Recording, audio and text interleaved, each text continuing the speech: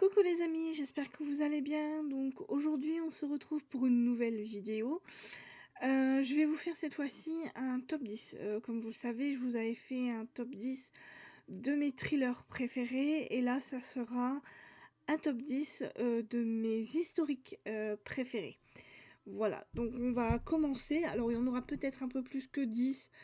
En sachant qu'il y a des livres que je n'ai pas ou plus. Voilà, mais sinon je vous ai préparé une petite liste de livres que j'ai, voilà. Donc je vais vous les présenter. Donc on va commencer par une autrice que j'ai connue, alors je ne sais plus comment, je sais plus si je les ai achetées au Furet ou autre part, mais c'est une autrice que j'avais beaucoup aimé lire. Donc cette autrice, c'est l'autrice Jennifer Donnelly, pour sa saga alors de Rose. Donc il y a 3 livres. Donc là ici vous voyez L'Insoumise qui est le premier, L'Ange de Winchapel qui est le deuxième, et le troisième qui s'appelle L'Indomptable. Alors je suis désolée pour la qualité de ma vidéo, mais je sais pas, ma caméra ne veut plus bien faire son boulot. Donc c'est trouble en fait, je trouve. Mais bon, c'est peut-être par rapport aussi à la lumière et je peux rien faire pour. Voilà. Donc Jennifer Donnelly, si vous ne connaissez pas, c'est une très belle saga que j'avais beaucoup aimé lire. Ça parlait d'une jeune femme qui travaillait, donc si je me souviens bien, sur les docks à Winterchapel, et qui travaillait dans une fabrique de thé, mais qui en avait marre un peu de sa vie. Ses parents sont morts tragiquement et elle décide d'embarquer pour New York pour avoir une vie meilleure.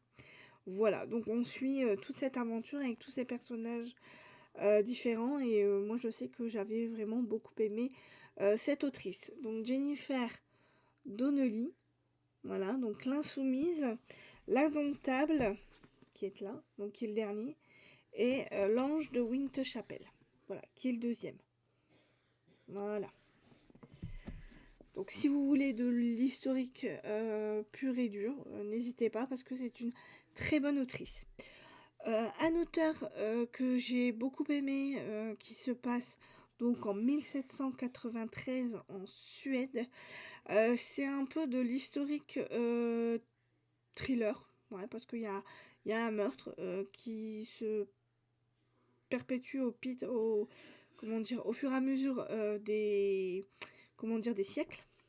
Donc là, c'est 1793 de Niklas Natt och Dag. Voilà, c'est une saga que j'ai beaucoup aimée. Alors, je n'ai lu que 1793 et 1794. Il me manque 1795. C'est aux éditions Pocket. Et ça parle... donc, on est à Stockholm. On va être avec un vétéran manchot qui s'appelle Cardell, qui va être engagé par un juriste tuberculeux, Wing, et qui va enquêter, donc ils vont tous les deux enquêter sur un corps, donc dans cette première enquête, qui a été mutilé, qui a été retrouvé au lac de Fatburen. Voilà, donc ils vont tous les deux enquêter sur ce mort, et une amitié va se créer entre eux deux. Je trouvais que c'était une très très bonne histoire. J'avais beaucoup aimé aussi 1794. J'ai vraiment hâte de lire 1795 que je n'ai pas encore trouvé en librairie, mais je pense qu'un jour je vais le voir et je vais me le prendre pour terminer cette saga. Voilà. Donc si ça vous intéresse, un historique thriller, voilà, si vous avez envie de plonger dans cette histoire, dans cette Suède de 1793, avec comment dire, on va parler aussi de la France et de la Révolution française. Voilà et de ce que subit la Suède, à cette époque-là, avec, bah, tout ce que ça comporte, des guerres, les pauvres, d'un côté, les riches de l'autre, et cetera et cetera et cette mort, qui est vraiment très suspecte, ça a été vraiment un livre très intéressant. Voilà, donc 1793, Niklas, Natt og Dag aux éditions Pocket. Ensuite, j'ai lu aussi, en historique, Jean, Christophe Porte, L'espion des Tuileries aux éditions pareil Pocket. Donc là, L'espion des Tuileries, c'est le tome 4 si je ne me trompe pas, ça fait partie d'une saga. Donc on a, alors attendez, hein, si je me souviens bien, on a c'est à la fin. Donc le premier, c'est l'affaire des corps sans tête. Le deuxième, c'est l'affaire de l'homme à l'escarpin. Le troisième, c'est la disparue de Saint-Maur. Et je pense que c'est l'avant-dernier, c'est la trahison des Jacobins. Enfin, l'avant-avant-dernier. Voilà. Là, ici, c'est donc du coup le quatrième. La trahison des Jacobins, c'est le cinquième. Et il y en a un sixième. C'est avec le mot septembre dedans, mais je sais plus. Enfin bref. Donc voilà, donc là on est en pleine Révolution française, mais alors attention, c'est de l'historique pur et dur. Faut vraiment s'intéresser à la Révolution française pour entrer dans cette plume-là.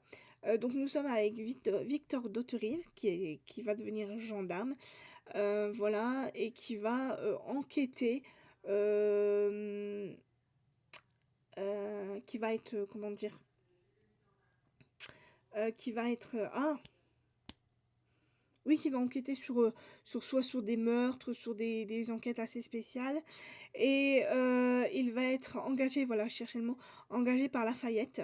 Voilà, Lafayette va être comment dire, son acolyte. Voilà, il va lui donner des missions au fur et à mesure que la révolution s'installe. Et là, dans celui-là, donc, il va devoir escorter un convoi transportant une certaine somme d'argent qui permettrait de, comment dire, de payer des soldats et de l'armée. Et en fait, bah, il va tout simplement perdre l'argent. L'argent va être volé, donc il va essayer, Victor Dottori va essayer de récupérer cet argent et il va se rendre compte qu'il y a un complot, voilà, qui s'installe. Et puis il y a cette Révolution française qui gronde, le peuple en a un peu marre, voilà, du roi et de, comment dire, du roi et de Marie-Antoinette, tout ça. Donc voilà. Donc là, c'est L'espion des Tuileries de Jean-Christophe Porte, mais vous savez que c'est la saga de Victor d'Hauterive qui nous parle de la Révolution française. Donc c'est aux éditions Pocket. Ensuite, j'ai lu aussi donc, une autrice que j'aime beaucoup. C'est une saga qui est sortie depuis un moment, qui a fait, comment dire, euh, bien parler d'elle, qui a beaucoup plu à beaucoup de monde. Voilà, donc c'est la saga de Diana Gabaldon, Outlander, je vais y arriver. Le charbon et le tartan aux éditions J'ai lu. Donc là, on est sur le premier tome, à savoir qu'il y en a 9, 10, je crois. Là, on est en 1945 avec Claire, qui va passer ses vacances en Écosse avec son mari. La Seconde Guerre mondiale est terminée. Claire est infirmière. Son mari était... alors, il n'était pas soldat, je crois qu'il était... comment dire, pas infirmier, mais il était médecin. Voilà, pendant cette Seconde Guerre mondiale. Donc, ils se retrouvent à la fin de la guerre et pour essayer de bien se retrouver, ils décident de partir en Écosse pour des vacances, pour essayer bah, tout simplement de se retrouver. Et en fait, lors d'une promenade, Claire va être attirée par un cercle de mégalithes. Voilà, elle a l'impression que cette pierre, la mégalithe, l'appelle. Et en la touchant, en fait, elle va totalement être replongée à une époque assez ancienne. Elle va se retrouver en 1743. Voilà, pendant la lutte des Highlanders et des Anglais. Et en fait, elle va essayer de faire sa vie à cette époque-là. Et c'est là qu'elle va rencontrer donc Jamie Fraser. Et voilà, et ça va être, comment dire, ça va être une magnifique épopée et une magnifique romance, une magnifique histoire d'amour entre ces deux personnages-là. Voilà, donc si jamais vous n'avez pas encore lu cette saga et que vous hésitez, n'hésitez surtout pas parce que moi, ça a été, alors ça ici, ça a été pour moi un coup de cœur, le charbon et le tartan. Ça a été vraiment un gros coup de cœur. Là, je suis arrivée au livre 5. Voilà, il me reste encore pas mal de livres à lire, hein. Voilà, mais là pour l'instant j'ai arrêté la saga, je vais sûrement la continuer un jour, faudrait que je tombe dessus et que j'ai envie de l'acheter, voilà. Donc Diana Gabaldon, Outlander, Le Charbon et le Tartan aux éditions J'ai lu. Alors je vais essayer de pas faire tomber ma petite, voilà, ma petite colonne de livres. Ensuite, une autre autrice que j'aime aussi beaucoup, enfin que j'ai aussi beaucoup aimé, et il faudrait que je lise son deuxième livre, mais celui-là c'est un coup de cœur que je vais vous présenter.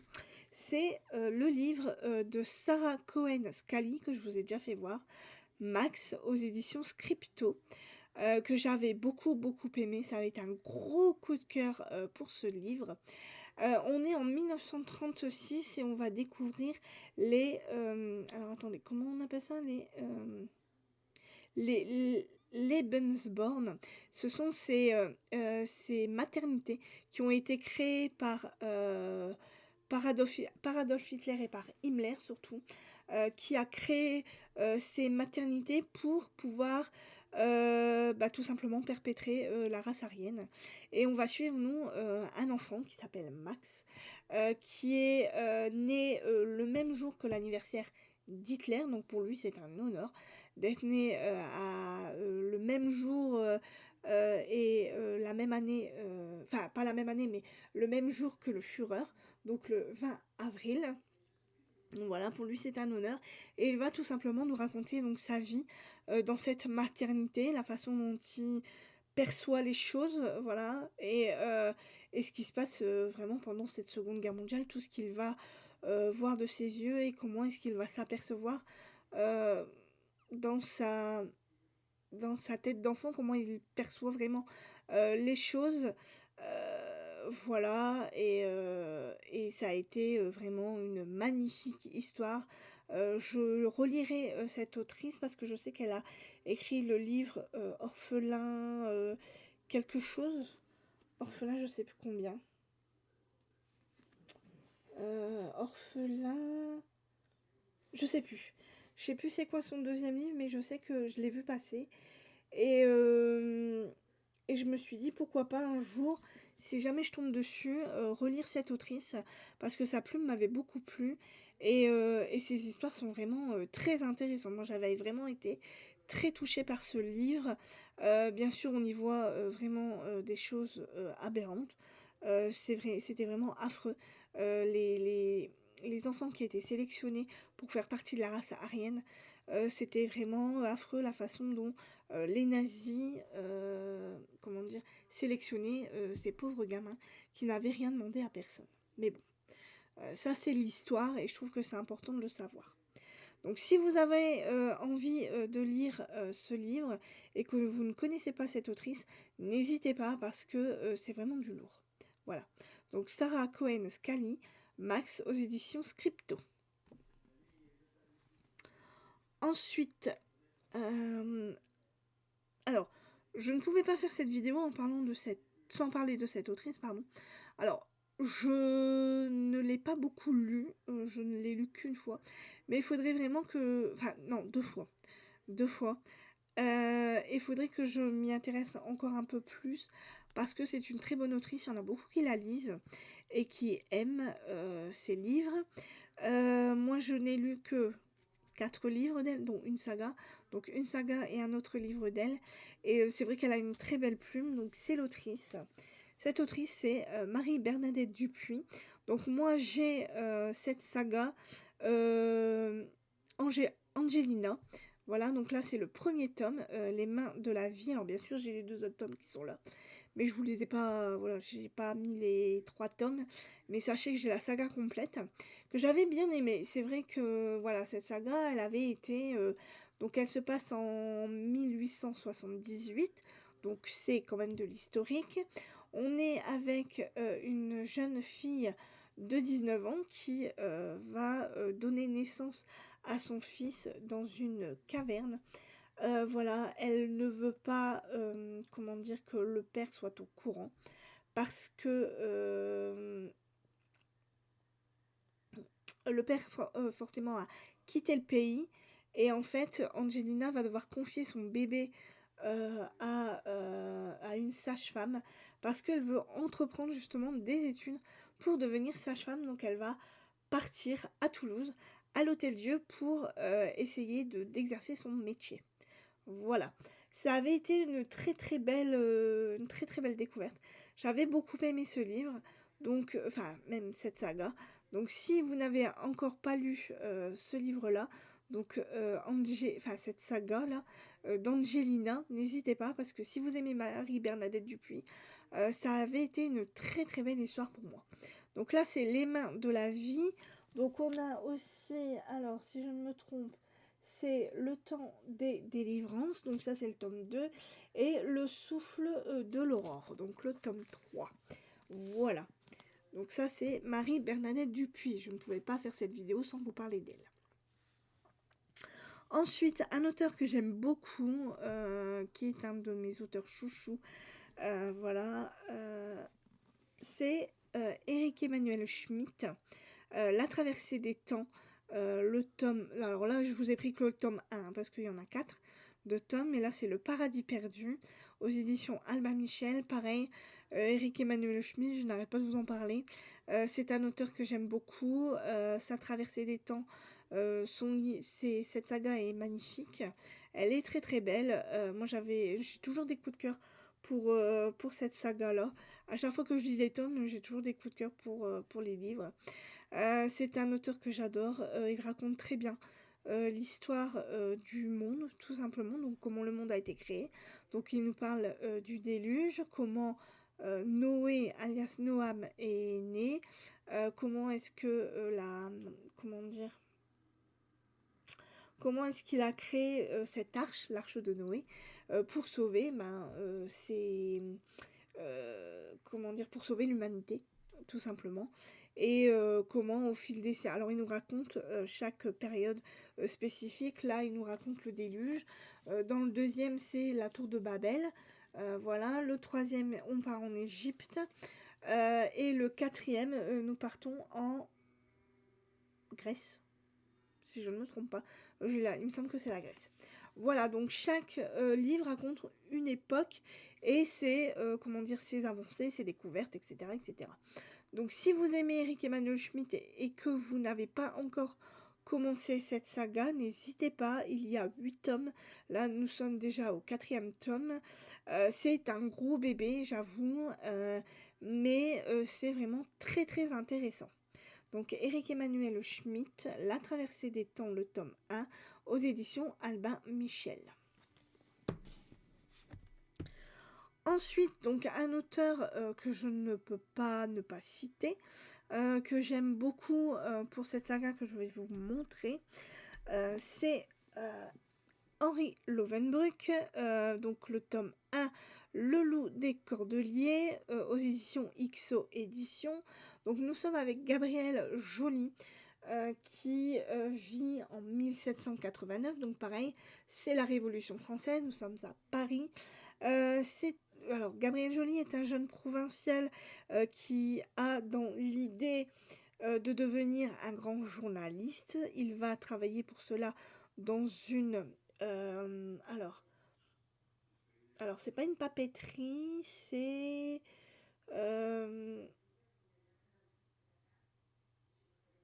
ouais, il va créer un journal. Enfin, il va aider son oncle dans le journal. et il va tenter d'enquêter parce que il se passe des choses assez spéciales à Paris. Il y a un justicier qui sème la terreur, qui tue des gens, qui assassine des gens pour protéger des femmes qui sont dans les rues de Paris. Et cette personne, comment dire, traverse Paris avec un loup.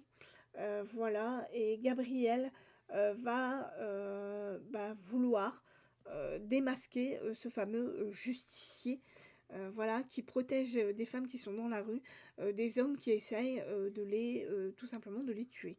Voilà. Donc dans ce Paris-là, donc nous sommes en pleine révolution, donc nous allons faire la connaissance de Danton, de Desmoulins, de Mirabeau, de Robespierre, de Lafayette, etc., etc. C'est une magnifique saga que j'aime beaucoup. Je suis arrivée au 3e tome, le 4e est sorti, je pense, même si je ne l'ai pas vu encore en librairie. Je me demande quand est-ce que je vais le voir parce que j'aimerais bien continuer cette saga que j'aime beaucoup. Donc là, c'est le loup des Cordeliers. Le deuxième, c'est... Alors attendez que je regarde. C'est le mystère de la main rouge. Et le troisième, c'est l'assassinat de Voltaire. Voilà. Donc si vous êtes intéressé par Henri Lovenbroek et que vous n'avez jamais lu sa saga avec Gabriel Joly, n'hésitez pas parce que ça vaut le détour. Voilà. Et ensuite, je ne pouvais pas ne pas vous parler d'un auteur que je pense vous connaissez tous, voilà, qui fait beaucoup de livres historiques et qui a fait sa saga sur... alors attendez, c'est sa saga de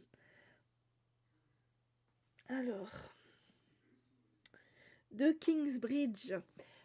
Voilà, donc c'est Ken Follett. Alors là, je vous ai présenté ce livre-là. C'est Le Crépuscule et l'Aube aux éditions Robert Laffont. Alors Ken Follett, hein, tout le monde le connaît. Tout le monde connaît sa saga sur Kingsbridge. Voilà, c'est un auteur que j'aime beaucoup. J'ai lu son dernier livre que j'avais bien aimé, même s'il y avait quelques longueurs, mais voilà, c'est Ken Follett. Et comment ne pas aimer cet auteur bon, je pense que je vais pas vous le présenter, je pense que tout le monde le connaît. Voilà, c'est un très bon auteur de romans historiques. Si vous avez envie de commencer cette saga, n'hésitez pas, parce que c'est du très bon. Voilà, Ken Follett, c'est du très bon. Il met des événements historiques qui se passent en Angleterre et il romance aussi ses histoires. Et c'est vraiment un régal. Voilà. Donc Ken Follett, Le Crépuscule et l'Aube aux éditions Robert Laffont. Donc là, ici, c'est tous les livres que j'avais en main. Maintenant, il y a aussi d'autres auteurs, bien évidemment. On a aussi... Alors, attendez. J'ai aussi l'auteur Jair dos Santos, que j'aime beaucoup, qui fait pas mal de livres historiques. Il a fait notamment Le magicien d'Auschwitz. Et un autre livre historique, c'était Le millionnaire un milliardaire à Lisbonne, ou Le millionnaire à Lisbonne, enfin je sais plus.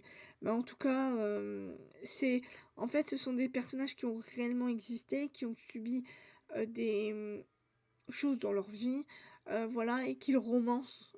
Voilà, il met des faits réels tout en romançant son histoire, en sachant que Jair dos Santos va sortir un nouveau livre bientôt. Ça sera sur la Première Guerre mondiale. Voilà, donc j'ai vraiment très très hâte qu'il sorte. Sinon, qu'est-ce que j'ai d'autre comme auteur historique là, comme ça, genre... Ah oui, bah il y a aussi Maurice Druon. Si vous aimez Maurice Druon, cette grande saga qu'il a faite sur... je l'ai en plus, hein. C'est ça le pire. Enfin bref, c'est pas grave. Donc vous connaissez tous Maurice Druon, je pense. Vous pouvez le lire. Alors moi je sais que j'ai l'intégrale. J'avais lu l'intégrale. Voilà, à savoir qu'il y a 8 tomes dans cette intégrale, c'est un bon gros bébé, hein. J'avais mis un mois pour le lire et c'était assez énorme. Et il y a aussi l'auteur de Game of Thrones, voilà. Si vous aimez les sagas voilà, assez épiques, il y a Game of Thrones.